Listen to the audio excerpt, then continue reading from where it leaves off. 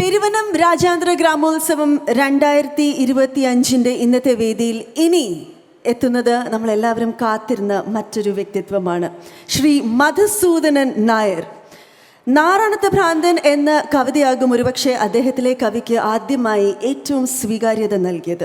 അതിനു മുൻപും ധാരാളം കവിതകൾ എഴുതിയിട്ടുണ്ടെങ്കിലും മധുസൂദനൻ നായർ എന്ന കവിയെ കേരളത്തിൻ്റെ സ്വന്തമാക്കിയത് നാറാണത്ത് ഭ്രാന്തൻ തന്നെയാണ്.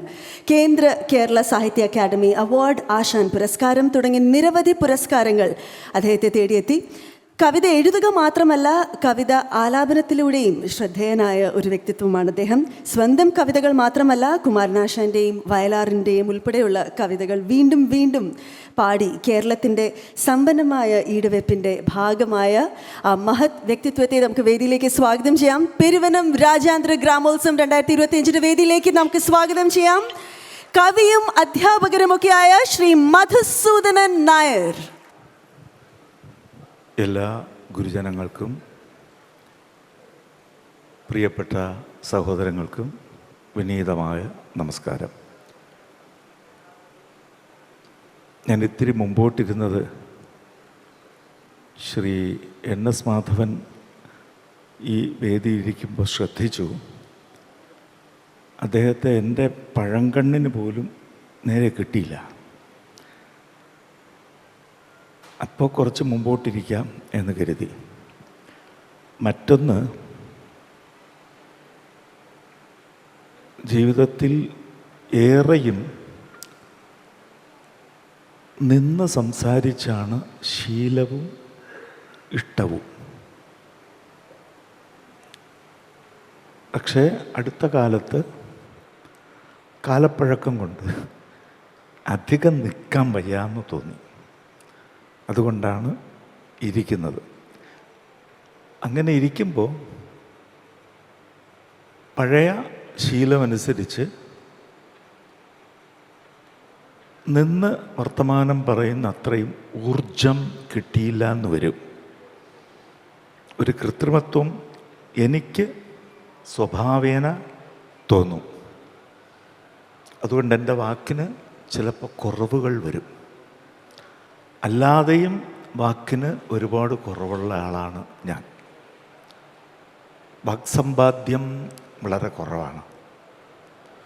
ഉള്ളത് വെച്ച് പെരുമാറുന്നു എന്നതേ ഉള്ളൂ. അതുകൊണ്ട് പൊറുക്കുമാറാകണം. ഏതെങ്കിലും വിധത്തിൽ അപാകങ്ങളോ അപദർശനങ്ങളോ അപഭാഷണങ്ങളോ എന്നിൽ നിന്ന് വരാം. അത് വന്നു പോകാവുന്നതാണ് അറിയാതെ. പക്ഷേ ഉദ്ദേശ്യശുദ്ധി ഒരിക്കലും മാറില്ല എന്നെനിക്ക് തോന്നുന്നു. ഇവിടുത്തെ പെരുവനത്തെ ഈ പെരുമനത്തിന് പ്രത്യേകം എൻ്റെ നമസ്കാരം. ഈ പെരുവനത്തിന് പെരിയ മനം ഉണ്ട് എന്ന് മുമ്പും എനിക്ക് അനുഭവേന അറിയാം. എങ്ങനെയാണ് ഒരു മനസ്സ് പെരിയതാവുന്നത്? ജീവിതം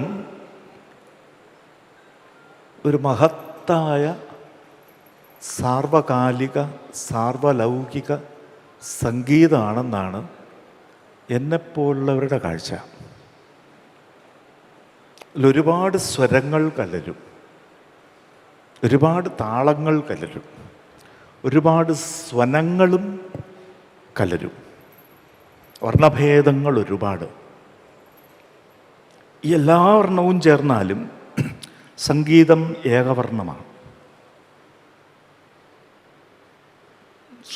ശ്രീവത്സൻ മേനോൻ എന്ത് പറയും എന്ന് എനിക്ക് അറിഞ്ഞൂടാ. സംഗീതം ഏകവർണ്ണമാണ്. അതിനെ ഏകവർണ്ണത്തെ ബഹുവർണ്ണമാക്കുക, അതല്ലേ? ഏകകാലത്തെ ബഹുകാലമാക്കുക. സ്വരപ്രസ്ഥാരവും താളപ്രസ്ഥാരവും ഒക്കെ അത് നമ്മൾക്ക് പറഞ്ഞു തരും. എത്രത്തോളം താളങ്ങളെ പ്രസ്തരിക്കാമെന്ന് ഇന്ത്യ പോലെ മറ്റൊരു രാജ്യം പഠിച്ചിട്ടില്ല എന്ന് എനിക്ക് തോന്നുന്നു. ശരിയാണോ എന്നറിയില്ല. ഒരുപാട് പേര് പൂർവ്വകാലങ്ങളിൽ താളത്തെ പഠിച്ചിട്ടുണ്ട്. പക്ഷേ ഭാരതീയ താളപ്രസ്ഥാന പഠനം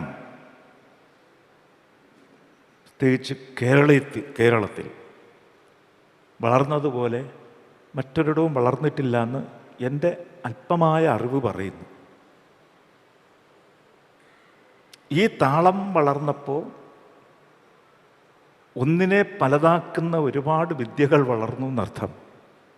അതുകൊണ്ട് പലതിലും കലർപ്പുണ്ടെന്ന് നമുക്ക് തോന്നി. കലർപ്പെല്ലാം സ്വാഭാവികം, കലരാതൊന്നും ഇല്ല. ഒന്ന് മറ്റൊന്നിനോട് കലർന്നാണല്ലോ ഒരു വിത്ത് പോലും മുളയ്ക്കുന്നത്. കലരാതെ പിറവിയില്ല. പിറവി സൃഷ്ടിയാകുന്നു. സൃഷ്ടി സംയോഗമാവുന്നു. ഏകത്തിൽ നിന്ന് പിന്നൊന്നുണ്ടാവുക എന്നത് ആദിമകാലത്ത് സംഭവിച്ചിരിക്കാം. പിന്നെല്ലാം കലർപ്പാണ്. ആ സംയോഗമാവുമ്പോൾ അത് സൃഷ്ടിയാവും. സംയോഗം കൃത്രിമമായ മിശ്രമാകുമ്പോൾ അത് വികൃതി ആവും, അത് സംഹൃതി ആവും, സംഹാരമാവും. സൃഷ്ടി ആണ് ലോകത്തിൻ്റെ സഹജമായ അഭീഷ്ടം എന്ന് ഞാൻ വിചാരിക്കുന്നു. സൃഷ്ടിയാണ് അഭീഷ്ടം. ആ സൃഷ്ടിയിലുണ്ടാകുന്ന കലർപ്പ് വെറും കലർപ്പല്ല, ശരിക്കും അലിവ്. കലർപ്പെല്ലാം അലിവാവില്ല. കലരുമ്പോൾ അത് അന്യോന്യം അലിയണം. അന്യോന്യം അലിഞ്ഞാൽ വേർപിരിയാൻ ബുദ്ധിമുട്ടാണ്. സത്യവാനും സാവിത്രിയും പോലെ അന്യോന്യം അലിഞ്ഞില്ലെങ്കിൽ കുടുംബ കോടതികൾ പെരുകും. ഏത് വേണം നമുക്ക് തീരുമാനിക്കാം. നമ്മൾ വ്യക്തി സ്വാതന്ത്ര്യത്തിൻ്റെ കാലത്താണ്. വ്യക്തി സ്വാതന്ത്ര്യം വിഭാഗീയതയുടെ അകത്തുകൂടെ ഒരുപാട് സഞ്ചരിച്ചു കഴിഞ്ഞു. ഓരോരുത്തരും പ്രത്യേകം സ്വാതന്ത്ര്യം വേണം എന്ന് നമ്മൾ കരുതുമ്പോൾ എന്നിൽ പെരുക്കുന്നത് എന്നിലെ സ്വാർത്ഥനായ പിശാചായിരിക്കും എന്ന് എൻ്റെ പഴയ മനസ്സ് പറയുന്നു. ഞാൻ ഒറ്റയാൻ, ഞാൻ മാത്രം, ഇഷ്ടം എൻ്റേത് മാത്രം, എനിക്ക് മാത്രം. മറ്റൊരുത്തൻ ശത്രുവാകും, അന്യനാവും. അന്യനാവണമോ? ലോകം മുഴുവൻ എനിക്ക് ഭക്ഷണമാവണമോ? ലോകം മുഴുവനും ഞാൻ ഭിക്ഷയാവണമോ? ഒന്ന് ആലോചിക്കണം. ഏതാണ് മഹിതം? ലോകം മുഴുവൻ എനിക്ക് മാത്രം ഭക്ഷണമാവണം എന്ന് ചിന്തിക്കുന്നവരുടെ എണ്ണം ഭൂഗോളത്തിൽ പെരുത്തു വരുന്നു എന്നെനിക്ക് തോന്നിയിട്ടുണ്ട്. ലോകം മുഴുവനും ഞാൻ എൻ്റെ ഭിക്ഷയായി സ്വയം സമർപ്പിക്കുന്ന ഒന്നാവണം എന്ന് കരുതുന്നിടത്താണ് കവിത എന്നെനിക്ക് തോന്നുന്നു. ഞാൻ അങ്ങോട്ട് ഒരു കവിതയിൽ ഞാൻ ഈ ആശയം എഴുതിയിട്ടുണ്ട്. ഉറവു തേടുന്ന മണ്ണിലെല്ലാടവും മുറിവ് നീറുന്ന മനസ്സിൻ്റെ ഉള്ളിലും തനിയെ വന്ന് എൻ്റെ ദേഹചിത്തങ്ങളെ പിഴിഞ്ഞിങ്ങനെ ഒഴിച്ചു കൊടുക്കണം. എൻ്റെ ദേഹത്തെയും എൻ്റെ ചിത്തത്തിനെയും ഒന്ന് പിഴിഞ്ഞൊഴിച്ചു കൊടുക്കണം എന്ന് തോന്നുന്നിടത്ത് മാത്രമേ മനുഷ്യജീവിതം മഹത്തരമായ കവിതയാവൂ. ഞാൻ പെരുവനത്താണ് ഇരിക്കുന്നത് എന്ന് ഇതിൻ്റെ മുകളിൽ, ഈ കെട്ടിടത്തിൻ്റെ മുകളിൽ കയറിയപ്പോൾ ചെറുതായിട്ട് എനിക്ക് തോന്നി. വരുന്ന വഴിയിൽ ഞാൻ പറഞ്ഞു, പെരുവനം മുഴുവൻ ഗൃഹവനമായിപ്പോയി. മുമ്പ് വന്നപ്പോൾ കണ്ടതിനേക്കാൾ കൂടുതൽ കെട്ടിടങ്ങൾ ഇവിടെ പെരുകി. ഞാൻ വളരെ മുമ്പ് സോപാനത്തിൽ വന്നിട്ടുണ്ട്, ആ ശ്ലോകഭൂമിയിൽ. അതൊരു അനുഗ്രഹം പോലെ എനിക്ക് കിട്ടിയതാണ്. അവിടെ വന്ന് പോകുമ്പോൾ ഇവിടെ ഗൃഹങ്ങൾ കൂടിയിരുന്നില്ല. ഇപ്പോൾ ഒരുപാട് കൂടി. അപ്പോൾ ഈ പാതയിലൂടെ ഇങ്ങോട്ട് വരുമ്പോൾ ഞാൻ കാറിലിരുന്ന് തന്നെ പറഞ്ഞു, പെരുവനം ഇപ്പോൾ ഗൃഹവനം ആയിരിക്കുന്നു എന്ന് പറഞ്ഞു. ഇതിൻ്റെ മുകളിൽ കയറിയപ്പോൾ വനം നശിച്ചിട്ടില്ല എന്നെനിക്ക് തോന്നി. ഈ കെട്ടിടങ്ങളുടെ മുകളിൽ പച്ചപ്പ് കാണാം. ദൈവമേ എന്ന് ഞാൻ സത്യമായിട്ട് തൊഴുതു. ഇതിൻ്റെ താഴത്തെ നിലയിൽ നിന്നുകൊണ്ട് ഞാൻ എത്തി നോക്കിയിട്ട് തൊഴുതു. ഈ കാട് മായരുതേ എന്നെനിക്ക് പ്രാർത്ഥനയുണ്ടായി. വേറെ ഒന്നിനോടുമല്ല, പ്രകൃതിയോടാണ് പ്രാർത്ഥിക്കുന്നത്. ഇത്രയും പച്ചപ്പും ഇവിടെ ഉള്ളത് ഈ ഭൂമിക്കുള്ളിൽ ഇപ്പോഴും നനവുള്ളതുകൊണ്ടാണല്ലോ. ഈ മണ്ണും ഈ നനവും ഈ വെളിച്ചവും ഈ കാറ്റും ഈ ആകാശവും ഒക്കെ കൂടെ ചേർന്നിട്ടാണല്ലോ ഈ മരങ്ങൾക്കെല്ലാം ഇടം കൊടുത്തത്. താഴത്തെ പുല്ലിന് പോലും ഇടം കൊടുത്തത്. പുല്ല് ചെറുതാണ്, തെങ്ങ് വലുതാണ്, പക്ഷെ രണ്ടും ഭൂമിയുടെ വകയാണ്. രണ്ടിനും രണ്ടിൻ്റെ ജീവിതവും ഉണ്ട്. ഇതിങ്ങനെ നിൽക്കണം. ഇത് നിൽക്കുമ്പോഴാണ് ഈ ഭൂമി ഭൂമിയാവുന്നത്. ഈ കാറ്റൊഴുകുമ്പോഴാണ് ഈ ഭൂമി പ്രാണനുള്ളതാവുന്നത്. ഈ വെള്ളമൊഴുകുമ്പോഴാണ് ഈ ഭൂമി രക്തഓട്ടമുള്ളതാവുന്നത്. നമ്മൾ ഇപ്പോൾ പൈപ്പ് എന്ന് പറഞ്ഞ കുഴലിൽ കൂടെ ഡ്രിപ്പ് കൊടുത്താണ് ഭൂമിയെ ഇപ്പം കഷ്ടിച്ച് പോറ്റുന്നത്. ഡ്രിപ്പിൽ കൂടെയാണ് ചികിത്സ. സ്വന്തം രക്തം സ്വയം ഉത്പാദിപ്പിക്കാനുള്ള കഴിവ് മണ്ണിൽ നിന്ന് നമ്മൾ മാറ്റിക്കഴിഞ്ഞു. അതുപോലെ തന്നെ സ്വന്തം നാദം സ്വയം പുറപ്പെടുവിക്കാനുള്ള സ്വാതന്ത്ര്യം, സ്വാത്മാവിഷ്കാര സ്വാതന്ത്ര്യം, അത് മനുഷ്യനിൽ നിന്ന് നമ്മൾ മാറ്റിക്കഴിഞ്ഞു. ആ സ്വാത്മാവിഷ്കാര സ്വാതന്ത്ര്യമുള്ള മനുഷ്യനിലാണ് സ്വന്തം ശബ്ദം വരുമ്പോഴാണ്, ആ മനുഷ്യനിൽ നിന്ന് സ്വന്തം ശബ്ദം വരുമ്പോഴാണ് അവൻ്റെ ശബ്ദം എനിക്കും എൻ്റെ ശബ്ദം അവനും ഒരുപോലെ ആരാധ്യമാവുന്നത്. ഇതാണ് എൻ്റെ തോന്നൽ. ആ ആരാധ്യത വളർത്താനാണ് മനുഷ്യനിൽ ഈ എല്ലാ ചേരുവകളെയും ചേർത്ത് വാക്കുകൾ, സൃഷ്ടികൾ, കലകൾ, താളപ്പെഴുക്കങ്ങൾ ഒക്കെ ഉണ്ടാകുന്നത്. പെരുവനം വരുമ്പോൾ താളത്തെക്കുറിച്ച് ഓർമ്മിക്കാതിരിക്കാക്കില്ല. ഞാനിവിടെ മുമ്പ് വന്നപ്പോഴും കണ്ടു, ഇതിന് മുമ്പും കണ്ടു, പെരുവനം കുട്ടന്മാരാർ. അദ്ദേഹത്തിലൂടെ ഒരുപാട് പരമ്പരകളെ നമ്മൾ ചെറുതായിട്ടെങ്കിലും തൊഴുതു പോകും. പൂരങ്ങളുടെ പൂരത്തെക്കുറിച്ചും ഞാൻ ആലോചിക്കാറുണ്ട്. എങ്ങനെ ഒരു മണ്ണിൽ ഇത്രയധികം താളങ്ങളും ഇത്രയധികം കലകളും ഇത്രയധികം ആചാര അനുഷ്ഠാന ആരാധനാ സമ്പ്രദായങ്ങളും വളർന്നു എന്ന് ഞാൻ ചിന്തിക്കും. എല്ലാ മണ്ണിലും ഇതുണ്ടാവും. ഇതിലേറ്റവും കൂടുതലുള്ളത് തെക്കൻ ഭാരതത്തിലാണ് എന്നെനിക്ക് തോന്നിയിട്ടുണ്ട്. പലയിടത്തും സഞ്ചരിക്കുമ്പോൾ താളവും സംഗീതവും ദേവന്മാരും ഭൂമിയുടെ സസ്യ ജന്തു വിഭവാദികളുമെല്ലാം പരസ്പരമിണങ്ങിയ ജീവിതം, അത് ജ്യോതിശ്ചക്രങ്ങൾ വരെ ഇണങ്ങിയ ഒരു ജീവിതം ഏറ്റവും കൂടുതലുള്ളത് നമ്മുടെ തെക്കേ ഇന്ത്യയിലാണ് എന്ന് എനിക്കെന്തുകൊണ്ടോ തെറ്റായിട്ടെങ്കിലും തോന്നിയിട്ടുണ്ട്. അതാണ് നമ്മുടെ സംഗീതത്തിൻ്റെ വഴി കാണിച്ചു തരുന്നത്. ആ സംഗീത വഴി തന്നെയാണ് വാക്കിൻ്റെ വഴി. നമുക്ക് പല രീതിയിൽ വസ്തുതകളെ കാണാം, പല രീതിയിൽ കാണാം, പല ജ്ഞാനപദ്ധതികളിൽ കൂടെ, പല അപഗ്രഥന മാർഗത്തിൽ കൂടെ. എൻ്റെ കാചത്തിനിണങ്ങും വിധം, എൻ്റെ കണ്ണാടിക്ക് ഇണങ്ങും വിധം ഞാൻ കണ്ടുവെന്ന് വരും. കാചങ്ങളില്ലാതെ ആർക്കും കാഴ്ചകളും ഇല്ല. കണ്ണാടിയില്ലാതെ കാണാൻ പറ്റാത്ത കാലം. പക്ഷേ എൻ്റെ കണ്ണാടി എങ്ങനെ രൂപപ്പെട്ടു എന്ന് ഞാൻ ചിന്തിക്കും. അപ്പോഴാണ് ലോകവിശാലമായ കണ്ണുകൾ വിടർത്തിയ ആളുകളെക്കുറിച്ച് നമ്മൾ ചിലപ്പോൾ ചിന്തിച്ചു പോകുന്നത്. തെക്കൻനാട്ടിൽ തിരുവനന്തപുരമാണ് എൻ്റെ സ്ഥലം. തിരുവനന്തപുരത്ത് ഞാൻ നെയ്യാറ്റിൻകര എന്ന് പറയുന്ന പട്ടണത്തിൽ തന്നെയാണ് ജനിച്ചത്. ഒരു ശ്രീകൃഷ്ണൻ്റെ അമ്പലവും ഒരു മുത്താരമ്മയുടെ കോവിലും ഇടയ്ക്കിടയ്ക്ക് നയ്യാണ്ടി മേളവും ഇത്തിരി തോവാളപ്പച്ച എന്ന് പറയുന്ന കൊഴുന്തും പിന്നെ പാണ്ടിമേളവും വില്ലടിച്ചാമ്പാട്ടും കഥകളിയും കൂത്തും കൂടിയാട്ടവും ചാക്യാർ കൂത്തും ഒക്കെ ഉണ്ടായിരുന്നു. നല്ല കച്ചേരി ഉണ്ടായിരുന്നു, എല്ലാം കലർന്നത്.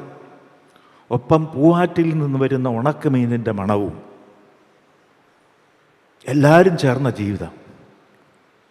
അന്ന് എല്ലാവരും ചേർന്ന ജീവിതത്തിൽ വ്യത്യാസങ്ങളൊന്നും തോന്നിയിരുന്നില്ല. എല്ലാവരും എങ്ങനെയെങ്കിലും പങ്കിടും. കൃഷ്ണസ്വാമി ക്ഷേത്രത്തിൻ്റെ പിറകിലത്തെ കോവിൽക്കടവ് എന്ന കടവിലാണ് ഞാൻ കുളിക്കാൻ പോകുന്നത്. ആ കടവിൽ ആണിന് കടവുണ്ട്, പെണ്ണിന് കടവുണ്ട്. രണ്ട് കടവിലും നമ്മൾ കുഞ്ഞുങ്ങൾ മാറി മാറി കുളിക്കും, കുഴപ്പമൊന്നുമില്ല. ആണ് കുളിക്കുന്നിടത്ത് പെണ്ണും, പെണ്ണ് കുളിക്കുന്നിടത്ത് ആണും നോക്കൂല. ഈ സിനിമകൾ വന്നതിന് ശേഷമാണ് ഇതൊക്കെ നിഷിദ്ധം എന്ന് തോന്നിയത്.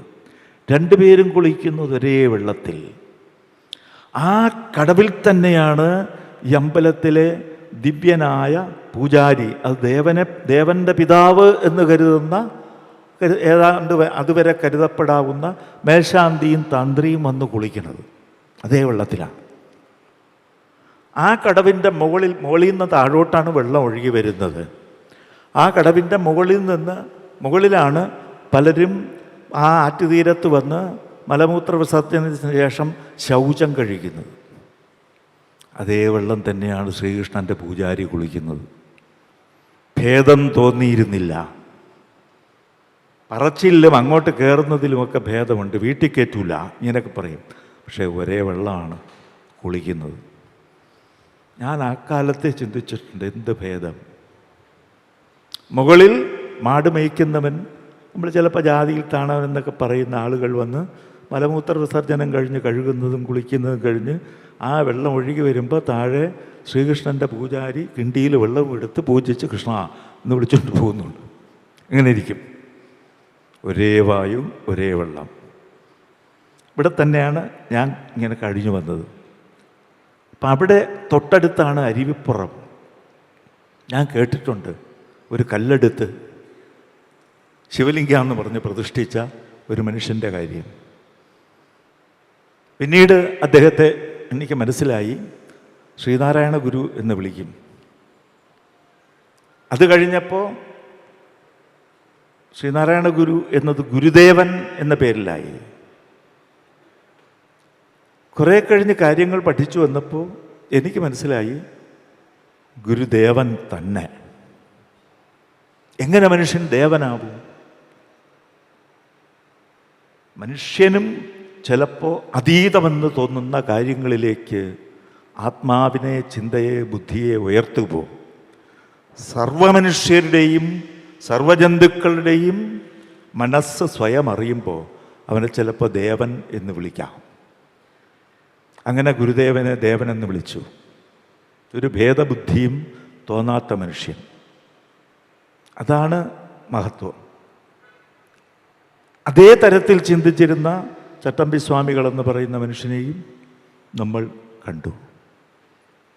അവിടെ കലർപ്പുകളില്ല. അല്ലെങ്കിൽ കലർപ്പുണ്ടെങ്കിൽ അത് സംയോഗം ആയി മാറി, അതിൽ നിന്ന് സൃഷ്ടി ആയി മാറി. ഭിന്ന ഭിന്നമായ വാക്കുകളെ ഒരേ ഭാവത്തിലേക്ക് കോർത്തെടുത്ത് അതിൽ ഭിന്നമായ ധ്വനികളുണ്ടാക്കി അവതരിപ്പിക്കുമ്പോൾ കവിതയും ഈ വാക് സംയോഗം കൊണ്ട് രസമുണ്ടാക്കും എന്നാണ് എനിക്ക് തോന്നുന്നത്. പുതിയ കാലത്ത് കവിതയെക്കുറിച്ച് ഒരുപാട് പറച്ചിലുകളുണ്ട്. എല്ലാ കാഴ്ചകളും നമുക്ക് സ്വീകരിക്കാം. വേണമെന്നുള്ളത് എടുക്കാം, വേണ്ടാത്തത് കളയാം. വേണമെന്നുള്ളത് എടുക്കുമ്പോൾ സൃഷ്ടിപരമായി എടുക്കാൻ കഴിയണം എന്നേ ഉള്ളൂ. അങ്ങനെ എടുക്കുമ്പോൾ നമ്മളിൽ നിന്ന് സ്വയം അതിൽ നിന്ന് പുതിയൊരെണ്ണം ഉണ്ടാക്കും. നമ്മളിൽ നിന്ന് പുതിയ ഒരെണ്ണം ഉണ്ടാക്കുക എന്ന് ഞാൻ പറയുന്നില്ല, നമ്മൾ സംയോജിപ്പിക്കും. ഇടയ്ക്ക് ഇങ്ങനെ ഞാൻ കരുതിയിട്ടുണ്ട്, ഇത് ഇന്നാരുടെ സംഗീതമാണ്, മറ്റൊരാളിന് അവകാശമില്ല. ഇന്നാരാണ് കമ്പോസർ, അതുകൊണ്ട് കോപ്പിറൈറ്റ് അയാൾക്കാണ്, വേറെ ആരും തൊട്ടുപോകരുത്. അപ്പം ഞാൻ എൻ്റെ സുഹൃത്ത് ഡോക്ടർ വേണുഗോപാലൻ കൂടെ ഉണ്ടായിരുന്നു. ഞാൻ ഇന്ന് തന്നെ പറഞ്ഞു അദ്ദേഹത്തോട്, എങ്ങനെ പറയാനൊക്കും, ആരാണ് ഈ ശബ്ദത്തിൻ്റെ ഉടമ, ആരാണ് ഈ രാഗത്തിൻ്റെ ഉടമ? ചതുർദണ്ഡി പ്രകാശികക്കാരനാണോ, ബൃഹദ്ദേശിക്കാരനാണോ, സംഗീതരത്നാകരൻകാരനാണോ? അവരാരുമല്ല. അതിനുമൊക്കെ അപ്പുറത്തപ്പുറത്ത് വേറെ ഒരു അജ്ഞാത കണ്ഠമാണ് ഇത് സൃഷ്ടിച്ചത്, അല്ലെങ്കിൽ കണ്ടെത്തിയത്. അതിനും പിന്നിൽ അതിൻ്റെയും സ്രഷ്ടാവുണ്ട്. ഈ രാഗങ്ങളെ എടുത്ത് ചേർത്ത് വയ്ക്കുകയല്ലേ ഒരു കമ്പോസർ ചെയ്യുന്നുള്ളൂ. വാസ്തവത്തിൽ അത്രയും വരെ ചെയ്യാൻ പറ്റുന്നുള്ളൂ. അതിൽ നിന്ന് പെട്ടെന്നൊരു മിന്നാട്ടം ഉണ്ടാക്കി കൊടുക്കുകയാണ്. അങ്ങനെ ഉണ്ടാക്കുന്നവൻ ഒരു പുതിയ അനുഭവം കൊടുക്കുന്നു. ആ അനുഭവത്തിൽ കൂടെ പരമമായ ജീവിത തത്വത്തിലേക്ക് ഈ ശ്രോതാവ്, ആസ്വാദകൻ കൊണ്ടുപോകപ്പെടുന്നു. അങ്ങനെ എല്ലാവർക്കും ഒരേ രസം കൊടുക്കുമ്പോൾ എല്ലാവരും അതിലലിയും അല്പനേരമെങ്കിലും. അങ്ങനെ അലിഞ്ഞു കഴിഞ്ഞാൽ എല്ലാവരും ഒന്ന് കയ്യടിക്കണം എന്ന് പറയേണ്ടി വരില്ല. നമ്മളിപ്പോൾ കയ്യടി ചോദിച്ച് വാങ്ങിക്കുന്ന കാലമാണ്, നിങ്ങൾക്കറിയാം. ഒന്നടിക്കണം എന്ന് പറയുമ്പോൾ അടിച്ചു പോകും, പെട്ടെന്ന് ഇരിക്കട്ടെ. അറിയാതെ സ്വയം ഒരാൾ അടിക്കുകയും പിന്നെ ബാക്കിയുള്ളൊരു കൈയടിക്കുകയും ചെയ്യുന്നത് സ്വാഭാവികം. അത് വേറെ എന്നാ, അത് അവരിൽ നിന്നുയരുന്ന ഏകമനസ്സിൻ്റെ പ്രവർത്തനമാണ്.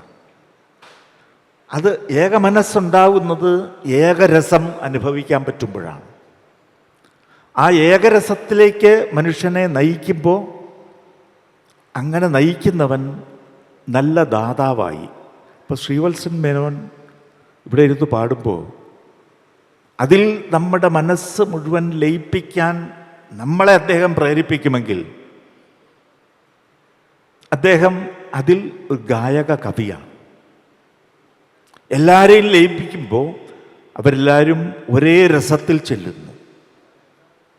ആ ഒരേ രസത്തിൽ ചെല്ലുമ്പോൾ ലോകം സുന്ദരമാവുന്നു. നമ്മളെല്ലാം ഓരോരോ അഭീഷ്ടമോ ഓരോരോ തരത്തിലുള്ള സ്വഭാവമോ ഉള്ളവരാണ്. ശീലങ്ങളും വേറെയാണ്. പക്ഷെ നമ്മിൽ എല്ലാമുള്ള സാർവലൗകികമായ ഒന്ന്, അതിനെ ഒരുമിപ്പിക്കാൻ നമ്മളെ പ്രേരിപ്പിക്കുന്നത് ശ്രീ മേനോൻ പാടുമ്പോഴായിരിക്കും. ആ പാട്ടാണ് നമ്മളെ ഒരുമിപ്പിക്കുന്നത്. അവിടെ ലോകം മുഴുവൻ സുന്ദരമാണ് എന്ന് നമുക്ക് തോന്നും. അങ്ങനെ തോന്നുകയാണെങ്കിൽ അവിടെയാണ് മധു ഉള്ളത്. സംഗീതത്തിൻ്റെ മധു, കവിതയുടെ മധു, കലയുടെ മധു, അല്ലെങ്കിൽ ശില്പത്തിൻ്റെ മധു. യം പൃഥിവീ സർവേഷാം ഭൂതാനാം മധു. ബൃഹദാരണ്യകം എന്ന ഉപനിഷത്തിലെ മധുകാണ്ഡത്തിലുള്ളതാണ്. ഈ ഭൂമി എല്ലാ ഭൂതങ്ങൾക്കും മധുവാകുന്നു. ഈ ജലം എല്ലാ ഭൂതങ്ങൾക്കും മധുവാകുന്നു, ആനന്ദദായകമാകുന്നു, അമൃതമാകുന്നു. ഈ കാറ്റ് എല്ലാ ഭൂതങ്ങൾക്കും അമൃതമാകുന്നു, അല്ലെങ്കിൽ മധു ആകുന്നു. ഈ ആകാശം എല്ലാ ഭൂതങ്ങൾക്കും ആനന്ദമാകുന്നു. എല്ലാം പറഞ്ഞു പറഞ്ഞ് ഈ ആത്മാവ് എല്ലാ ഭൂതങ്ങൾക്കും മധുവാകുന്നു എന്നാണ് ഉപനിഷത്ത് പഠിപ്പിക്കുന്നത്. അതിൻ്റെ അർത്ഥം വളരെ കാലം ഞാൻ ചിന്തിച്ചിട്ടുണ്ട്. ഏത് മാനവികതാവാദത്തിനേക്കാളും അപ്പുറത്ത് സർവഭൂത സംലയത്തിൻ്റെ കാഴ്ചയാണ് ഈ ഉപനിഷത്ത് പറഞ്ഞു തരുന്നത്. ഞാൻ ഇത് കാണുന്നതെല്ലാം എനിക്ക് മധുവായിരിക്കണമെങ്കിൽ ഞാൻ അതിനും മധുവായി മാറണം. അതിന് ആനന്ദം ഞാൻ കൊടുത്തില്ലെങ്കിൽ ആനന്ദം വേണമെന്ന് പറയാനോ ചിന്തിക്കാനോ എനിക്ക് അവകാശമില്ല. ഞാൻ അതിനെ ആനന്ദിപ്പിക്കണം. എന്തുകൊണ്ട് ശ്രീവത്സൻ മേനോനെ നമ്മൾ ബഹുമാനിക്കേണ്ടി വരുന്നു? അദ്ദേഹം ഒരുപാട് പേരെ ഒരേ സമയം ആനന്ദിപ്പിക്കുന്നു എന്നതുകൊണ്ടാണ്. ഞാൻ അറിയാതെ പറഞ്ഞു പോകാറുണ്ട്, 20-ാം നൂറ്റാണ്ടിലെയും 21-ാം നൂറ്റാണ്ടിലെയും ഏറ്റവും വലിയ വ്യക്തികളിൽ, മഹാപുരുഷന്മാരിൽ ഒരാളാണ് യേശുദാസ് എന്ന്. ശരിയാണോ എന്ന് എനിക്കറിഞ്ഞൂടാ. ഞാനിപ്പോഴും അങ്ങനെ കാണുന്നു. എപ്പോഴും ആരെയോ ഒക്കെ അദ്ദേഹം ആനന്ദിപ്പിച്ചു കൊണ്ടേയിരിക്കുന്നു, വലിപ്പച്ചെറുപ്പം ഇല്ലാതെ. ഒരു വലിപ്പച്ചെറുപ്പവുമില്ല, ഒരു വർണ്ണഭേദവുമില്ല. എല്ലാവരും പാടുന്നു, ഈ കാണായ ദൈവങ്ങൾ പോലും കേൾക്കുന്നു. പോരെ? എങ്ങനെ ആ ആനന്ദം എല്ലാവർക്കും കൊടുക്കാൻ കഴിയുന്നെങ്കിൽ മധു ആണ് അത്. അങ്ങനെയാണ് കവിതയും മധു ആകേണ്ടത് എന്നാണ് എൻ്റെ വിചാരം. കവിത എങ്ങനെ മധുവാകും? കവിത നദി ഒഴുകുമ്പോൾ അതിരിട്ടൊഴുകുമെങ്കിലും എല്ലാ കരകളിലേക്കും ആരുമറിയാതെ അരിച്ചരിച്ച് കടന്നു ചെന്നിട്ട് എല്ലാ വേരിൻ്റെ ഉള്ളിലേക്കും കയറുകയും ആ വേരിലൂടെ കയറി തളിരാവുകയും പൂവാവുകയും ഒക്കെ ചെയ്യും. എല്ലാം ഒരു നദിയാണ്. അങ്ങനെ ആകുമ്പോൾ എല്ലാവരിലും അവരവരുടെ ആവിഷ്കാരമായിട്ട് കൂടെ അത് ഉയരുമ്പോൾ അത് ലോകത്തിന് മധുവാകും. ഒരു പുഴ ലോകത്തിന് മധുവാവുന്നത് അങ്ങനെയാണ്. അതുപോലെയാണ് അതിരിട്ടൊഴുകുന്ന നാദമായാലും എല്ലാവരിലേക്കും ഒരേപോലെ സാർവലൗകികമായ ആ തത്വത്തിലേക്ക് ചെല്ലാനുള്ള ഒരു വിശാലത തുറന്നു കൊടുക്കുമ്പോൾ നല്ല സംഗീതം മധുവാകും. ആ നല്ല സംഗീതത്തിൻ്റെ ഉറവിടമായ ഗായകനും മധുവാകും. അതുപോലെ തന്നെ കാലാന്തരങ്ങളിൽ ഏവർക്കും ഒരുപോലെ രസം, ഈ പറഞ്ഞ രസം, ഭേദബുദ്ധിയില്ലാത്ത മട്ടിലുള്ള രസം പകർന്നു കൊടുക്കാൻ കഴിയുന്ന കൃതിയെ മധു ആകും. അതാണ് മധുജ്ഞാനം എന്ന് ഞാൻ ഉദ്ദേശിച്ചത്. കവിത എല്ലാവർക്കും മധുവാകണം, എല്ലാ കാലത്തും ആകണം. എടുക്കുന്ന നാവുകൾ പലതരത്തിലായിരിക്കും, അല്ലെങ്കിൽ എടുക്കുന്ന കാതുകൾ, അല്ലെങ്കിൽ എടുക്കുന്ന മനസ്സുകൾ പലതരത്തിലായിരിക്കും. ഒരു പ്രശ്നമാണ്. എങ്കിലും ഞാൻ വളരെ പഴയ, ഞാനും പഴഞ്ചനായതുകൊണ്ട് വളരെ പഴയ ഒരു പണ്ഡിതൻ പറഞ്ഞത് ആവർത്തിക്കും: വാക്യം രസാത്മകം കാവ്യം. കാവ്യം വാക്യമാകുന്നു. കാവ്യം തിരിച്ചിട്ടാൽ വാക്യം. ഇടയ്ക്ക് രസാത്മകം എന്നതേ ഉള്ളൂ. വാക്യം രസാത്മകം കാവ്യം.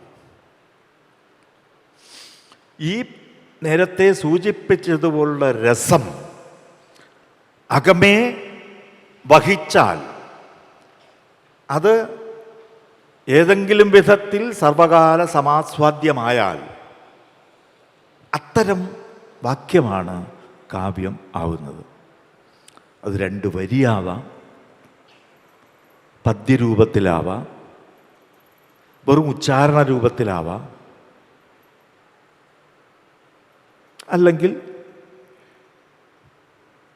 ഏതെങ്കിലും വിധത്തിൽ നമുക്ക് എടുത്ത് ചൊല്ലാവുന്നതുമാകാം. പക്ഷേ ആത്യന്തികമായി അത് രസം ഉള്ളതായിരിക്കണം. അതായത് നമ്മളെ പെട്ടെന്ന് ഷോക്കടിപ്പിക്കുന്നതോ പെട്ടെന്ന് വഴിയോരത്തെ തീറ്റ വാങ്ങിച്ച് തിന്ന് പെട്ടെന്ന് ഇങ്ങനെ എരിയും പുളിയൊക്കെ അനുഭവിപ്പിക്കുന്നതോ ആ തരത്തിലല്ല. അകമേ നിറഞ്ഞ് രസം തരണം. ആ രസം കൊണ്ട് ലോകം മുഴുവനും സുന്ദരമാണെന്ന് കാണാനുള്ള, സുന്ദരമാക്കണം എന്ന് തോന്നാനുള്ള ഒരു കണ്ണ് നമ്മിൽ ഉണർത്തുകയും വേണം. എൻ്റെ മനസ്സിനെ അത് ശുദ്ധീകരിക്കണം, നന്നാക്കണം. എൻ്റെ മനസ്സിനെ അതീത തലങ്ങളിൽ എത്തിക്കുകയും എല്ലാത്തിനെയും ഒരുപോലെ കാണാൻ പ്രേരിപ്പിക്കുകയും ചെയ്യുന്ന ഒരവസ്ഥ ഉണ്ടാക്കണം. അങ്ങനെ ഉണ്ടാക്കാൻ കഴിയുന്ന വാക്കിനാണ് മധു എന്ന് പറയാവുന്നത്. ഞാൻ നേരത്തെ ദാസേട്ടൻ്റെ കാര്യം പറഞ്ഞു, അതിനു മുമ്പ് ശ്രീനാരായണ ഗുരുദേവൻ്റെ കാര്യം പറഞ്ഞു. ഞാൻ വളരെ ശ്രദ്ധിച്ച് വായിച്ച് പഠിക്കാൻ ശ്രമിച്ചിട്ടുള്ള യോഗി കവികളിൽ ഒരാളാണ് ശ്രീനാരായണ ഗുരു. 1990 മുമ്പെങ്കിലും ഞാൻ അദ്ദേഹത്തിൻ്റെ കൃതികളിങ്ങനെ വായിക്കും. അദ്ദേഹത്തിൽ നിന്ന് വരുന്നത് യോഗി തുല്യമായ ഭാഷയാണ് എന്നെനിക്ക് തോന്നിയിട്ടുണ്ട്. യോഗിയിൽ നിന്ന് ഈ വിധത്തിൽ എല്ലാത്തിനെയും സംയോജിപ്പിക്കുന്ന കാഴ്ച ഉണ്ടാവൂ. അതാണ് യോഗം. ആ യോഗമുള്ള ഭാഷ വായിക്കുമ്പോഴാണ് അദ്ദേഹത്തിൻ്റെ ദർശനം എനിക്ക് മനസ്സിലായത്. അതുകൊണ്ട് അദ്ദേഹത്തിൻ്റെ ജീവിതത്തെ കൂടുതൽ നോക്കി ആരെയും ദ്വേഷിക്കാതെ ജീവിക്കാൻ നമ്മെ പ്രേരിപ്പിക്കുന്ന ഒരു മഹാപ്രകാശമാണ് അദ്ദേഹം. അദ്ദേഹത്തിൻ്റെ ജീവിതത്തിൽ ആരെയും നിന്ദിച്ചില്ല, ആരെയും ഇകഴ്ത്തിയില്ല, ആരെയും താഴ്ത്തിയുമില്ല. ശരിക്കും പറഞ്ഞാൽ എൻ്റെ ഭാഷയിലല്ല, ഗുരുദേവൻ്റെ ഭാഷയിൽ പറഞ്ഞാൽ, അദ്ദേഹത്തിൻ്റെ തന്നെ ഭാഷയാണ്, അവർണ്ണനെ കൂടെ സവർണ്ണനാക്കാൻ നോക്കുകയാണ് അദ്ദേഹം ചെയ്തത്. വാക്കുകൾ നമ്മൾ മനസ്സിലാക്കുമ്പോൾ സന്ദർഭവും കൂടെ ശ്രദ്ധിക്കുമാറാകണം. അവർണ്ണനെയും സവർണ്ണനാക്കാൻ നോക്കി. ഇപ്പം നമ്മളിത് വേറെ അതിരിട്ടാണ് കാണുന്നത്. അദ്ദേഹം ഉദ്ദേശിച്ചത് വർണ്ണൻ, വർണ്ണം, അക്ഷരവർണ്ണം തിരിച്ചറിയാത്തവൻ. നമ്മളിപ്പോൾ നിരക്ഷരൻ എന്ന് പറയും. വാഗ്ബോധം പോലും എത്തിച്ചേരാത്തവൻ, അവനെ സവർണ്ണനാക്കുക, സാക്ഷരൻ ആക്കുക, അവനെയും കൂടെ ഉയർത്തുക. അതേ അദ്ദേഹം ചെയ്തുള്ളൂ. അതാണ് കർമ്മം. അതിൻ്റെ പ്രതീകം കൂടെ അല്ലേ ചെളി കിടന്ന ഒരു കല്ലിനെ എടുത്ത് ദേവനാക്കിയത്. താഴെ നമ്മൾ ചവിട്ടിയിട്ടതായിരിക്കും. എനിക്ക് കാല് കഴുകാനുള്ള കല്ലാക്കി ഒന്നിനെ ഇട്ടിരുന്നു. ഞാൻ ചവിട്ടി കാല് കഴുകാൻ ഉപയോഗിച്ചിരുന്ന കല്ലിനെ അദ്ദേഹം എടുത്ത് ശിലയാക്കി വെച്ചു തന്നു, ശിവലിംഗമാക്കി വെച്ചു തന്നു. ഇതും ശിവൻ തന്നെ. ആ ശില ശിവനാണെങ്കിൽ ഈ ശിലയും ശിവൻ തന്നെ. ശിലൈവ ശിവലിംഗം, ദർശനമാലയിൽ പറയുന്നു. ശിലൈവ ശിവലിംഗം, ശില തന്നെയാണ് ശിവലിംഗം, ശിവലിംഗം തന്നെയാണ് ശില. ഇതാണ് സാർവലൗകികമായ ജനകീയ കാഴ്ച. ഇതാണ് അദ്വൈതം. ഈ അദ്വൈതത്തിലേക്കാണ് കവികൾ പോയിട്ടുള്ളതെന്ന് എനിക്ക് തോന്നുന്നു. വലിയ കവികൾ. ഞാൻ കവിയാണോ എന്ന് പോലും എനിക്ക് അറിഞ്ഞൂടാ. വല്ലതും കുത്തിക്കുറിക്കും, വിളിച്ചു പോവും, ശരിയാണ്.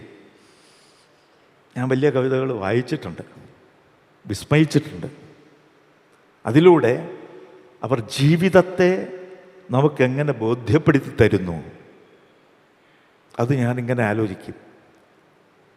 ഈ കാലത്ത് ശ്രീനാരായണ ഗുരുദേവൻ്റെ കൃതികൾ വായിക്കുമ്പോൾ ഞാൻ വിസ്മയിക്കുന്നത്, അദ്ദേഹം ഇതുപോലെ ആത്മമധു പകർന്നു എന്നതുകൊണ്ടാണ്. ഞാൻ ശ്രദ്ധിക്കുന്ന ഒരു കവിത ഞാൻ ഒരിടത്തത് എടുത്തെഴുതുകയും ചെയ്തിട്ടുണ്ട്. മുപ്പാരൊക്കെ ഇതാ മുടിഞ്ഞു, മുടിയിൽ ചൊൽപ്പൊങ്ങുമപ്പും ധരിച്ച്, എപ്പോഴും പരമാത്മനിഷ്ഠയിലിരുന്നീടുന്നു നീ എന്തഹോ. ഇപ്പാരാരിനിയാളും ഈ പരിഷ ഇന്നാരോടുരയ്ക്കുന്നു, നിൻ തൃപ്പാദത്തളിരണ്ണിയേ തുണ നമുക്കാര് അർദ്ധനാരീശ്വര. ശ്രീനാരായണ ഗുരുവിൻ്റെ ഒരു കൃതിയാണ്. അർദ്ധനാരീശ്വരനോട് ചോദിക്കുന്നു, നിന്റെ തൃപ്പാദത്തളിരൊന്നല്ലാതെ നമുക്കെന്താണ് തുണ? നീ വലിയ ജടയിൽ വെള്ളവും ധരിച്ചുകൊണ്ട് മുകളിൽ കയറിയിരിക്കുന്നു. താഴെ വെള്ളമില്ലാതെ എല്ലാ ജീവികളും കഷ്ടപ്പെടുന്നു. ഇതെന്തൊരിപ്പാണ്! ഇവരാരോട് ചോദിക്കും? വേറെ പ്രപഞ്ചമേ, പ്രപഞ്ചശക്തിയായ മഹായോഗി നടരാജ ശിവനെ, നീയാകുന്ന പരമാകാശത്തിൻ്റെ എല്ലാ ശക്തിയോടും ഞാൻ ചോദിക്കുന്നു. ഞങ്ങൾ ഈ ആകാശത്തോടല്ലാതെ ആരോട് ചോദിക്കും? ഇവർക്കാര് വെള്ളം കൊടുക്കും? 1902 മറ്റോ എഴുതിയതാണ്. അന്ന് പരിസ്ഥിതിവാദം ഉണ്ടായിരുന്നില്ല. ആലോചിച്ച് നോക്കണം. മഹാകവികൾ ദീർഘദർശനം ചെയ്യുന്നവർ തന്നെ, അല്ലെങ്കിൽ സർവകാലവും അവരിൽ നിഹിതമാണ്. അവരത് കാണുന്നു. എല്ലാവർക്കും വേണ്ടി അവർ വിളിച്ചു പറയുന്നു. വിളിച്ചു പറയുന്നവൻ്റെ വാക്കാവിത് എന്ന് ബൈബിളിൽ സ്നാപക യോഹന്നാൻ പറയുന്നു. ഞാനത് വായിച്ചിട്ട് ആരാണ് വിളിച്ചു പറയുന്നവൻ എന്ന് നോക്കി. എല്ലാവർക്കും വേണ്ടി പറയുന്നവനെയാണ് വിളിച്ചു പറയുന്നവൻ എന്ന് പറയുന്നത്. അവനെ തന്നെയാണ് ലോകത്തിൻ്റെ നിയാമകൻ എന്ന് ഷെല്ലി വിളിച്ചതും. Unacknowledged legislators of the world എന്ന് ഷെല്ലി കവികളെക്കുറിച്ച് പറഞ്ഞു, എല്ലാ എഴുത്തുകാരെക്കുറിച്ചും. കവിയാണ് ലെജിസ്ലേച്ചർ എന്ന് പറയുന്നത്. കവിയാണ് നിയാമകൻ. ആ നിയാമകൻ എന്ന വാക്കിന് വിലയുണ്ട്. നിയമ്യൻ അല്ല, നിയാമകൻ. നിയാമകൻ നിയമം ഉണ്ടാക്കി കൊടുക്കുന്നവനാണ്. വേൾഡ് ഓർഡർ, വൈദിക ദർശനമനുസരിച്ച് ഋതം ഋതം ച സത്യം ചാഭിദ്ധ എന്ന് ഋഗ്വേദത്തിലെ മന്ത്രം അറിയാവുന്നവർക്ക് ഇവിടെയാണുള്ളത്. ഞാൻ അല്പജ്ഞനാണ്. ആ ഋതം എന്ന് പറയുന്നത് പ്രപഞ്ചക്രമ നിയമം. ആ പ്രപഞ്ചക്രമ നിയമത്തിലേക്കാണ് വലിയ കലാകാരന്മാർ, വലിയ കവികൾ, വലിയ ദാർശനികന്മാർ ചെന്നെത്തുന്നത്. ആ പ്രപഞ്ചക്രമ നിയമത്തിലേക്ക് എല്ലാവരെയും അനുനയിപ്പിച്ച് ആനയിക്കാനാണ് അവർ പാടുന്നതും പ്രവർത്തിക്കുന്നതുമെല്ലാം. ഉഞ്ചവൃത്തിയായിരുന്ന പാവം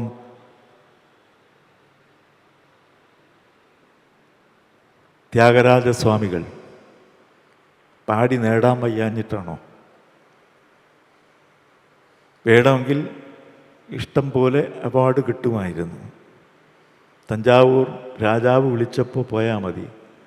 രാജാവ് ക്ഷണിച്ചപ്പോൾ നിധിചാല സുഖമാ രാമുനി സന്നിധിചാല സുഖമാ എന്നിങ്ങനെ പാടുകയായിരുന്നു. നമുക്കൊരു പാഠമാണത് ശരിക്കും. ഈ സമ്മാനങ്ങളാണോ നിന്റെ സുഖം? പരമസ്നേഹത്തിൻ്റെ മുന്നിൽ ചെന്ന് തൊഴുന്നതാണോ നിനക്ക് സുഖം? രാമുനി സന്നിധി, രാമസന്നിധി എന്ന് പറയുന്നത് പരമശുദ്ധമായ ആത്മീയ സന്നിധി അല്ലെങ്കിൽ ഈശ്വര സന്നിധി എന്നുദ്ദേശമാണ്. രാമൻ എന്നൊരു കഥാപാത്രത്തെ വെച്ചുകൊണ്ടൊന്നുമല്ല. അത് വെറും കഥാപാത്രം മറ്റിലെടുക്കുമ്പോൾ നമുക്ക് വ്യവച്ഛേദങ്ങളുണ്ടാകും. ഏത് പേരിട്ട് വിളിച്ചാലും വേഗം സദ്വിപ്രാ ബഹുധ എന്ന് പറയുന്നതാണ് പ്രധാനം. ആ പരമസ്നേഹരൂപം, പരമശക്തി, അതിൻ്റെ മുന്നിലെല്ലാം സമർപ്പിക്കുന്നതാണോ നല്ലത്, താത്കാലിക നേതാവിൻ്റെ മുന്നിൽ സമർപ്പിക്കുന്നതാണോ നല്ലത് എന്ന് ഒരു പാട്ടാണല്ലോ, നമുക്ക് നന്നായിട്ടറിയാം. നിധിചാല സുഖമാ രാമുനി സന്നിധിചാല സുഖമാ. ഈ അവസ്ഥയിലേക്ക് പലതും കലർന്നു പലതായി കാണുന്ന കലർപ്പിൻ്റെ കാലമാണ്, കലർപ്പിൻ്റെ വിഷയമാണിത്. പലതും പകർന്ന് പലതായി കാണുന്ന ഈ ലോകത്ത് ആ പല കലർപ്പിലും ചേരുന്നത് ഏകമായ സ്വത്വമാണ്, ശക്തിയാണ് എന്ന് തിരിച്ചറിയുമ്പോൾ മാത്രമേ കലർപ്പുകളിൽ വെവ്വേറെ തിരിഞ്ഞു നിൽക്കാതിരിക്കാൻ പറ്റൂ. ആ തിരിച്ചറിവിലേക്കാണ് കലയും കവിതയും ഒക്കെ ചെല്ലേണ്ടതും. അതാണ് ഏകരസം എന്ന് ഞാൻ പറഞ്ഞത്. അതിലേക്ക് പോകാനാണ് ഞാൻ ഇനി എന്നിലേക്ക് പറയാൻ ചുരുക്കാം. അതിലേക്ക് പോകാനാണ് ഞാൻ എൻ്റെ കവിതയിൽ കൂടെ പലപ്പോഴും ശ്രമിച്ചിട്ടുള്ളത്. എൻ്റെ കവിതയിലേക്ക് തന്നെ മടങ്ങി വരാം. ഏതാനും വാക്കുകൾ. ഈ ആത്മപോഷണം അത്ര നല്ലതല്ല. അതുകൊണ്ട് അത്തരത്തിലുള്ളത് പറയാൻ എനിക്ക് പ്രയാസവും ഉണ്ട്. എങ്കിലും ഞാൻ എന്തുദ്ദേശിച്ച് ചെയ്തു എന്ന് പറയാം. ഉദ്ദേശിച്ചത് ഓരോന്നിലും സ്വന്തം സ്വകാര്യ ദുഃഖം പറയാനാണെങ്കിൽ കോടിക്കണക്കിന് ദുഃഖം എനിക്കും ഉണ്ടാവും. അതുകൊണ്ട് മറ്റൊരാളിനെ കുറ്റപ്പെടുത്തുകയും ചെയ്യാം. അങ്ങനെ ഞാൻ ചെയ്യുമ്പോൾ പലരെയും വെറുക്കാനോ എതിർക്കാനോ പലരെയും ദ്വേഷിക്കാനോ മറ്റുള്ളവരിൽ ഞാൻ പ്രേരണ കൊടുക്കുന്നതായി പോവും. അതല്ല, എല്ലാത്തിനെയും യോജിപ്പിക്കാനൊരു പ്രേരണ കൊടുക്കുക, അത് വേണമെന്ന് എനിക്ക് തോന്നിയിട്ടുണ്ട്. എൻ്റെ കർമ്മം ഏതു വിധത്തിൽ എന്നാണ് ഞാൻ ആദ്യം പരിശോധിക്കേണ്ടത്. എൻ്റെ കർമ്മം കഴിയുന്നത്ര ദോഷരഹിതമായാലേ മറ്റുള്ളവരോട് എന്തെങ്കിലും പറയാനുള്ള ശേഷി എനിക്ക് കിട്ടും. അത് ദോഷരഹിതമാക്കണമെങ്കിൽ എൻ്റെ വാക്ശുദ്ധിയും സത്വശുദ്ധിയും ആത്മശുദ്ധിയും ഒരുപോലെ വരണം. ശരീരശുദ്ധി മാത്രം പോരാ. സത്വം ആത്മാ ശരീരം ച ത്രയം ഏതത് ത്രിദണ്ഡവത് ചരകസംഹിത നമുക്ക് ഉപദേശിക്കുന്നുണ്ട്. 3 തൂണിലാണ് ഭൂമിയിലെയും എല്ലായിടത്തെയും ജീവൻ നിൽക്കുന്നത്. സത്വം മനസ്സ്, ആത്മാവ് ശരീരം. ഇത് 3ഉം ഒരുപോലെ ചേർന്നതാണ്. ഈ 3ഉം ചേർന്ന് നിൽക്കുന്നത് കൊണ്ടാണ് ഞാനായിരിക്കുന്നത്. ആത്മാവിൽ വിശ്വസിക്കുന്നവരുണ്ടാവാം, ഇല്ലായിരിക്കാം. വേറെ നല്ല സംഗീതം കേൾക്കുമ്പോൾ ആത്മാവിൽ വിശ്വസിച്ചു പോവും, നല്ല കവിത വായിക്കുമ്പോഴും വിശ്വസിച്ചു പോവും, മഹാഭാരതം വായിക്കുമ്പോഴും ഞാൻ വിശ്വസിച്ചു പോവും. അങ്ങനെയാണ് ഇത്. ഈ മനസ്സും ശരീരവും ആത്മാവും 3 കൊണ്ടും കഴിയുന്നത്ര ശുദ്ധി എനിക്ക് വരുത്താൻ നോക്കുക എന്നതാണ് മറ്റുള്ളവരോട് എനിക്കും പറയാനുള്ളത്. എന്നതുകൊണ്ട് ഞാൻ അത്തരം കവിതകൾ എഴുതാൻ നോക്കി. അങ്ങനെയാണ് ഞാൻ മുമ്പ് ചില കവിതകൾ എഴുതിയത്. അഗസ്ത്യഹൃദയം, ഗംഗ, ഇതൊക്കെ എഴുതിയത് അങ്ങനെയാണ്. സന്താനഗോപാലം എഴുതിയതും അങ്ങനെയാണ്. അധികം പേർക്ക് മനസ്സിലാകാൻ ബുദ്ധിമുട്ടുണ്ട് ആ കവിത എന്നെനിക്ക് തോന്നുന്നു. എങ്കിലും ഞാനത് എഴുതിപ്പോയി. അകത്തുള്ളൊരു ശിശു, എൻ്റെ ബിംബമായിട്ടെടുത്തത് ഉണ്ണികൃഷ്ണനെയാണ്, ആലകൃഷ്ണനെയാണ്. ആ ശിശു അങ്ങനെ പീലി ചൂടി കളിച്ചുകൊണ്ടേയിരിക്കണം അകത്ത്, നഷ്ടപ്പെടരുത്. ആ ശിശു നഷ്ടപ്പെട്ടാൽ നമ്മളെ നിഷ്കളങ്കത നഷ്ടപ്പെടും. അതുകൊണ്ട് ഉള്ളിലെ ഈ ശിശുവിനെ നശിക്കാതെ നോക്കണം എന്നൊരു പ്രാർത്ഥന എനിക്കുണ്ടായിരുന്നു. അതാണ് ഞാൻ സന്താനഗോപാലം എഴുതുമ്പോൾ ചെയ്തത്. പക്ഷേ ഗംഗ എന്ന കവിത എഴുതുമ്പോൾ ശരിക്കും എന്നിൽ 3 ശക്തികളുണ്ട്. പ്രപഞ്ചത്തിൻ്റെ ശക്തികൾ തന്നെ. അത് സൃഷ്ടിക്കാനും നിലനിർത്താനും സംഹരിക്കാനുമുള്ള ശക്തികളാണ്. ആ 3 ശക്തികളും ഒരുമിച്ച് ചേരുന്ന ഒരു പ്രജ്ഞയാണ് എന്നിൽ ബാലൻസ്ഡായിട്ട് സന്തുലിതമായി നിൽക്കേണ്ടത്. അങ്ങനെ സന്തുലിതമായി നിൽക്കാൻ എനിക്ക് പ്രാപ്തി ഉണ്ടാക്കാനാണ് ഗംഗ എന്ന കവിത ഞാൻ എഴുതിയത്. ചില ആളുകൾ എഴുതുന്നുണ്ട്, സാറേ ഗംഗാമാതാവിന് നമസ്കാരം. ഏത് ഗംഗ? ഹിമാലയത്തിൽ നിന്ന് താഴോട്ട് ഇങ്ങനെ ഒഴുകി വരുന്ന ഗംഗയെ, ആ ഗംഗാജി. ചിലരൊക്കെ പറഞ്ഞു, സാർ ഗംഗയെക്കുറിച്ച് എന്തൊരു കവിതയാണ്. മനസ്സിലായില്ല എന്ന് എനിക്ക് മനസ്സിലായി. ഭൂമിയിലൊഴുകുന്ന ജലരൂപത്തിലൊഴുകുന്ന ഗംഗയെക്കുറിച്ചല്ല ആ കവിത. അത് ആ കവിതയുടെ സ്ഥൂല രൂപത്തിലൊരംശം മാത്രമാണ്. അതിൻ്റെ അവസാന ഭാഗത്ത് മാത്രമാണ് ഇത് കൂടുതൽ തെളിയുന്നത്. പക്ഷേ ആ കവിത ആ രീതിയിൽ ആസ്വദിക്കാനുള്ള മാനസികമായ പ്രാപ്തിയോ സന്നദ്ധതയോ ആ കാവ്യാസ്വാദകനിൽ ഇല്ലാതെ പോയി എന്നുള്ളതാണ്. അവർ പുറത്തെ സംഗീതം കേട്ടു, അല്ലെങ്കിൽ സംഗീതമെന്ന് തോന്നുന്ന ശബ്ദം കേട്ടു, വാക്കിൻ്റെ അകത്തെ സംഗീതം കേട്ടില്ല. വാക്കിനുള്ളിലാണ് സംഗീതം. അത് എനിക്ക് പറയാനുള്ള മറ്റൊരു പ്രിയപ്പെട്ട വിഷയമാണ്. എനിക്ക് എത്രത്തോളം അത് അറിയാം എന്നെനിക്ക് അറിഞ്ഞൂടാ. പ്രപഞ്ചം മുഴുവനും സംഗീതമാണ്, സംഗീതം മാത്രമാണ്. The world is sound Nadabrahma എന്ന് ഏണസ്റ്റ് ജൊവാക്കിം എന്നൊരാൾ ഒരു പുസ്തകം എഴുതിയിട്ടുണ്ട്. ഞാൻ പണ്ട് വായിച്ചാണ്. അതിനും എത്രയോ മുമ്പ് നാദബ്രഹ്മം എന്ന് പറഞ്ഞ ലോകമാണ് നമ്മുടേത്. അത് ബൃംഹണം ചെയ്തുകൊണ്ടേയിരിക്കുന്ന, ഇങ്ങനെ എപ്പോഴും വികസിച്ചുകൊണ്ടേയിരിക്കുന്ന ഒന്നാണ് നാദം. അതുതന്നെയാണ് പ്രപഞ്ചം.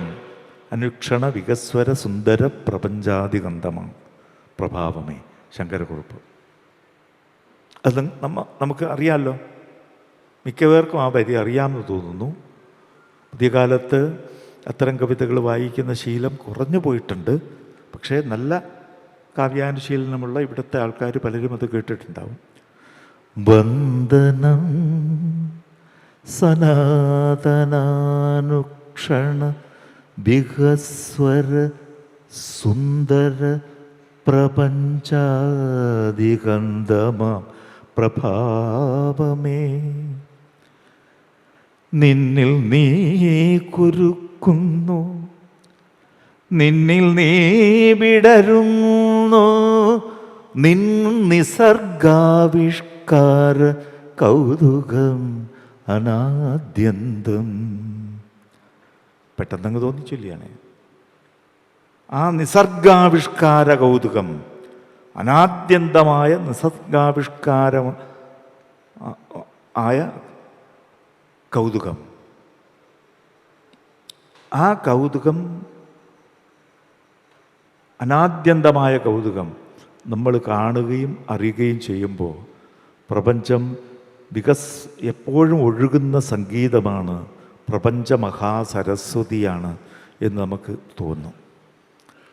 ആ അറിവ് ഉണ്ടാകുമ്പോഴാണ് മറ്റൊന്നിനെയും വേർതിരിച്ച് കാണാൻ നമുക്ക് കഴിയാതാവുന്നത്.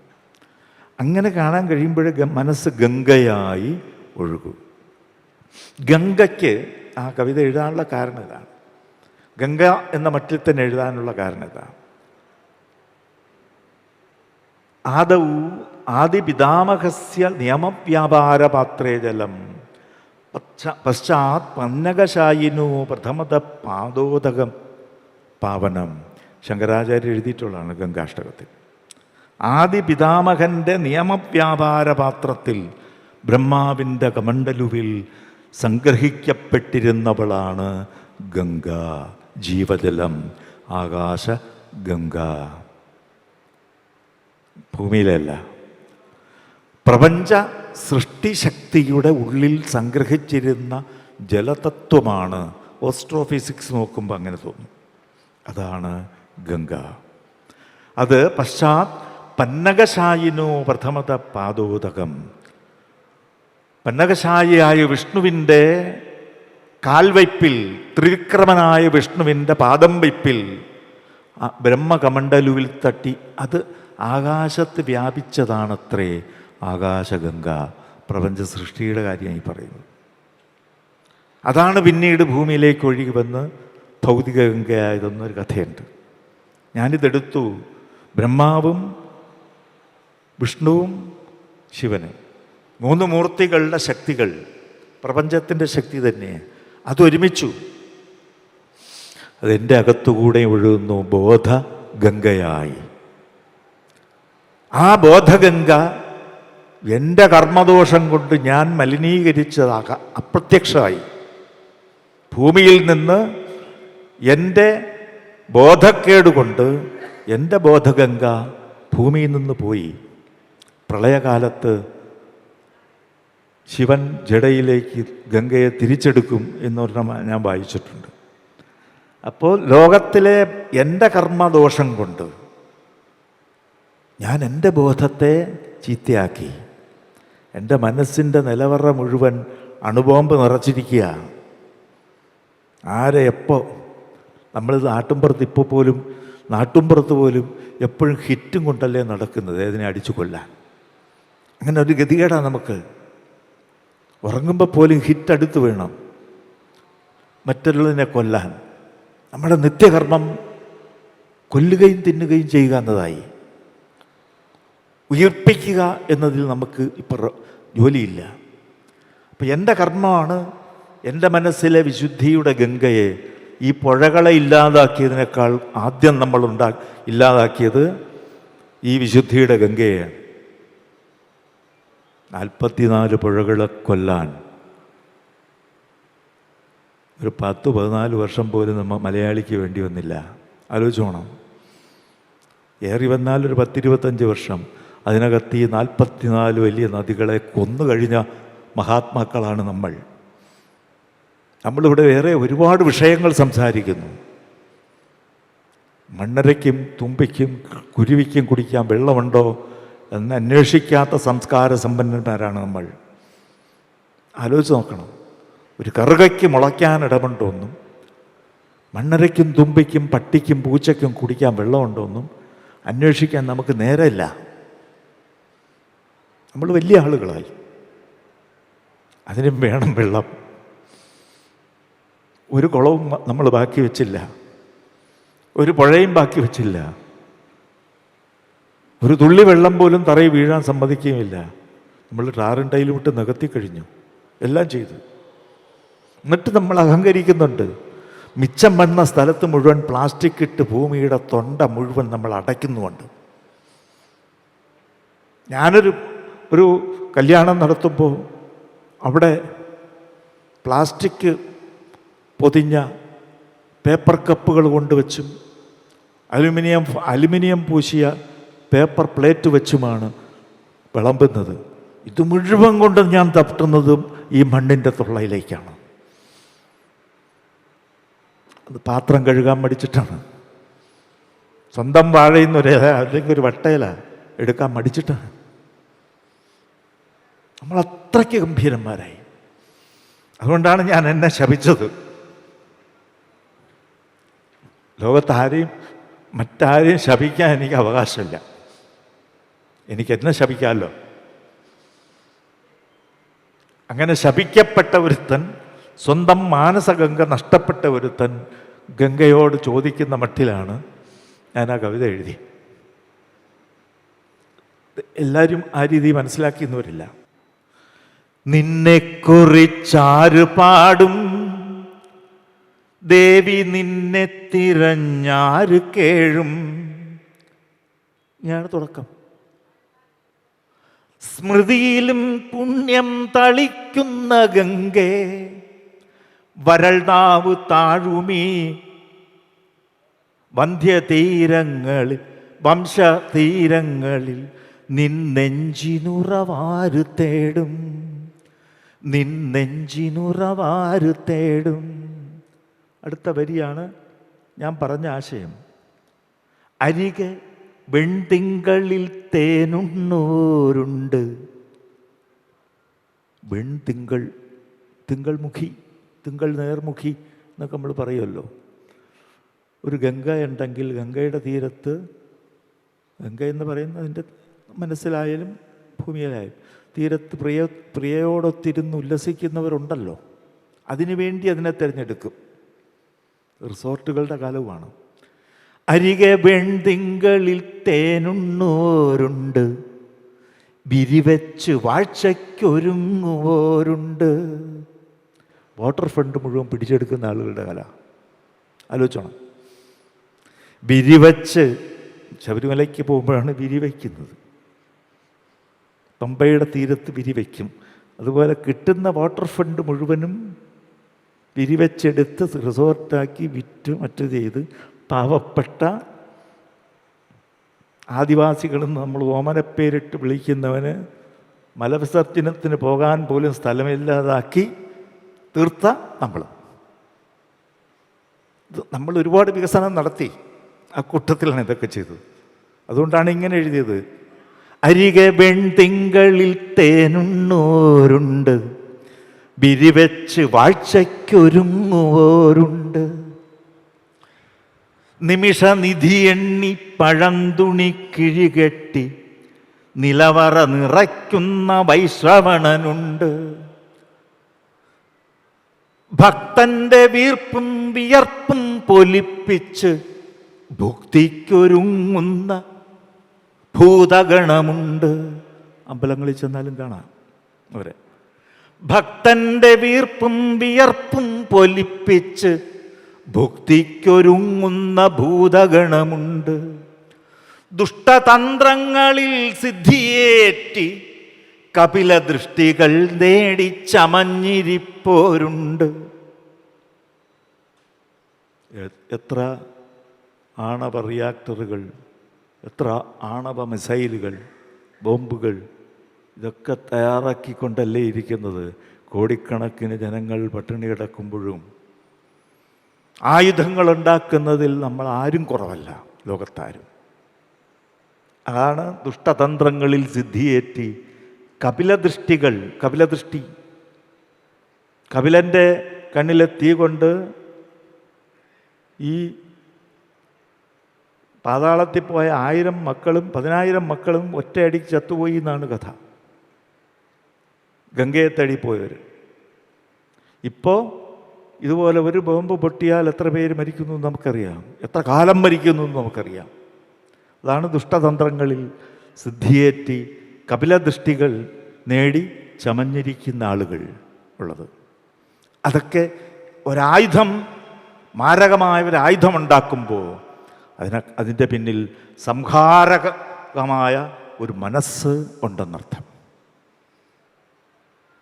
ആ മനസ്സിനെ സംഹാര ശക്തിയിൽ നിന്ന് മാറ്റി ആത്മദാന ശക്തിയിലേക്ക് കൊണ്ടുവരിക എന്നതാണ് വാസ്തവത്തിൽ ലോകത്തിൽ നല്ല അക്ഷരം ചെയ്യേണ്ടത്. അങ്ങനെ എത്ര പേര് ചെയ്യുന്നു എന്ന് നമുക്ക് പിടിയില്ല. ഇവിടെ വിഭാഗീയമായ ഒരു കാര്യവും ഞാൻ ചിന്തിക്കുന്നില്ല. ഇതാണ് ദുഷ്ടതന്ത്രങ്ങളിൽ സിദ്ധിയേറ്റി കപിലദൃഷ്ടികൾ നേടി ചമഞ്ഞിരിപ്പോരുണ്ട്. ഇവിടെ ഈ ചുടലയെ വിഭൂതിയാക്കി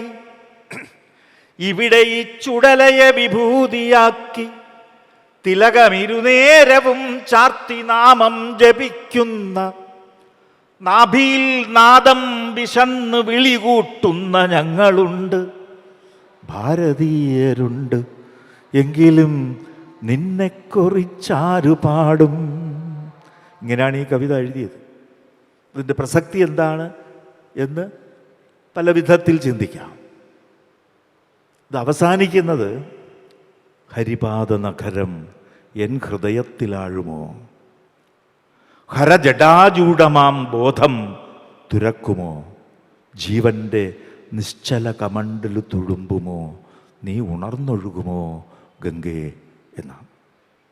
അപ്പോൾ ഗംഗ എവിടത്തെയാന്ന് നോക്കണം. ഹരിപാദ നഗരം, വിഷ്ണുവിൻ്റെ കമണ്ടലു തൊട്ടാണ് കമണ്ടലു, വിഷ്ണുവിൻ്റെ പാദം തട്ടിയാണ് ബ്രഹ്മാവിൻ്റെ കമണ്ടലു, പ്രപഞ്ചത്തിൻ്റെ സൃഷ്ടിശക്തിയുടെ ജലം ഒഴുകിയത് എന്നാണെങ്കിൽ, ആ എൻ്റെ മനസ്സിൻ്റെ വൈഷ്ണവശക്തി, രശ്മിശക്തി, ഊർജശക്തി അത് എൻ്റെ ഹൃദയത്തിൽ തന്നെ കൊള്ളണം. ഹരിപാദ നഗരം എൻ ഹൃദയത്തിലാഴുമോ? ഹരജടാചൂടമാം ഭീമൻ്റെ ശിവൻ്റെ ജടാചൂടം പോലെ ഇരിക്കുന്ന എൻ്റെ ബോധത്തെ അത് തുരക്കുമോ? ജീവൻ്റെ നിശ്ചല കമണ്ടലു തുളുമ്പുമോ? അങ്ങനെ വിശുദ്ധമായ ആ പുണ്യം, ചിന്തയുടെയും കർമ്മത്തിൻ്റെയും വികാരത്തിൻ്റെയും വിശുദ്ധി ചേർന്ന ജലം അത് ഭൂമിയിലേക്ക് ഒഴുകുമോ എന്നാണ് ഞാൻ ഈ ഗംഗയോട് തന്നെ ചോദിക്കുന്നത്. ഞാനിങ്ങനെ ഒരു കവിത എഴുതുമ്പോൾ എന്നിലേക്കാണ് ഞാൻ തിരിയുന്നത്. എൻ്റെ ഉപദേശം പ്രായോഗികമാണോ ഇല്ലെന്നൊന്നും ഇവിടെയില്ല. പക്ഷേ ആളുകൾ പല രീതിയിൽ വ്യാഖ്യാനിക്കും. ഇയാളിത് പറയുമെങ്കിലും വേറെ രീതിയിലാണ് പ്രവർത്തിക്കുന്നതെന്നൊക്കെ പറയും. അതുകൊണ്ടാവും. പക്ഷേ എൻ്റെ ശരിയായിട്ടുള്ള ഹൃദ്ഗതം ഇതാണ്: എന്നെ കഴിയുന്നത്ര ശുദ്ധീകരിച്ചെടുത്ത് ലോകത്തിന് പ്രകടിപ്പിക്കുക എന്നത് എൻ്റെ വ്യക്തിപരമായ കാര്യം മാത്രമല്ല, ലോകത്തിന് മൊത്തം വേണ്ടുന്നതാണ്. ഓരോ മനസ്സും മറ്റൊരാളിനെയും മറ്റൊരു ജന്തുവിനെയും ഈ ഭൂപ്രകൃതിയെയും ഈ ആകാശത്തെയും എല്ലാത്തിനെയും അങ്ങോട്ട് ആദരിക്കാൻ പറ്റിയ രീതിയിൽ വിശാലതയുള്ളതായി മാറിയാൽ, എല്ലാം സ്നേഹമയമായാൽ, അപ്പം മാത്രമേ ലോകം മധുമയം ആകൂ. എൻ്റെ കാഴ്ച ഇതാണ്. നമ്മളെന്ത് വലിപ്പം പറഞ്ഞാലും, എന്ത് പരിഷ്കാരം പറഞ്ഞാലും, എത്രമേൽ വികസനത്തെക്കുറിച്ച് സംസാരിച്ചാലും, ഓരോ വ്യക്തി മനസ്സിൻ്റെയും ഈ വിഭാഗീയ ചിന്തകൾ, സ്വാർത്ഥ ചിന്തകൾ, ആർത്തികൾ, ഭീതികൾ, മാനസികമായ അസ്വാസ്ഥ്യങ്ങൾ ഇത് മാറ്റാൻ കഴിഞ്ഞില്ലെങ്കിൽ നമ്മൾ ലോകത്തെ സ്നേഹത്തോടെ കാണില്ല. ലോകത്തെ സ്നേഹത്തോടെ കാണാൻ കഴിഞ്ഞില്ലെങ്കിൽ, എൻ്റെ ഭോഗത്തിനുള്ളതാണ് ഈ ലോകം എന്ന് മാത്രമാണ് കാണാൻ പഠിപ്പിക്കുന്നെങ്കിൽ, ലോകം ഭ്രാന്തിൽ നിന്ന് ഭ്രാന്തിലേക്ക് വീണ്ടും പോയിക്കൊണ്ടേയിരിക്കും. ഇന്ന് സമ്പൂർണമായ ഭ്രാന്ത് കഴിഞ്ഞു നിൽക്കുകയാണെന്ന് എൻ്റെ തോന്നൽ. ആ അവസ്ഥയിൽ അവരെ തിരിച്ച് കൊണ്ടുവരണമെങ്കിൽ എല്ലാ മനസ്സിലും ഈ കാറ്റ് തന്നെ വീശണം, എല്ലാ മനസ്സിലും ഈ ആകാശം തന്നെ ഉണ്ടാവണം. ആ വിധത്തിൽ ലോകം സ്നേഹമയം തന്നെ ആകണം. ഞാൻ പറഞ്ഞു വന്നത്, എല്ലാം എഴുതിയിട്ട് അവസാനം അതിൽ തന്നെ വന്നു നിന്ന ഒറ്റ മന്ത്രം തന്നെ തന്നിട്ട് പോയ കുമാരനാശാൻ്റെ പാദത്തിലാണ്. അവിടെയാണ് ഞാൻ വന്നത്. ആശാൻ്റെ ആത്മീയ പാഠം ഇതായിരുന്നു: സ്നേഹം. ഒരു കവി എന്തായിരിക്കണം എന്ന് നമ്മളെ പഠിപ്പിക്കാനും കൂടെ കുമാരനാശാൻ വേണ്ടി വന്നിട്ടുണ്ട്. ആ ആശാനെ തൊഴുതുകൊണ്ട് ഞാൻ എൻ്റെ വർത്തമാനം ഇവിടെ ഇപ്പോൾ ഇങ്ങനെ അല്പത്തിൽ തുടങ്ങി അല്പത്തിൽ തന്നെ നിന്നുകൊണ്ട് നിർത്തുന്നു.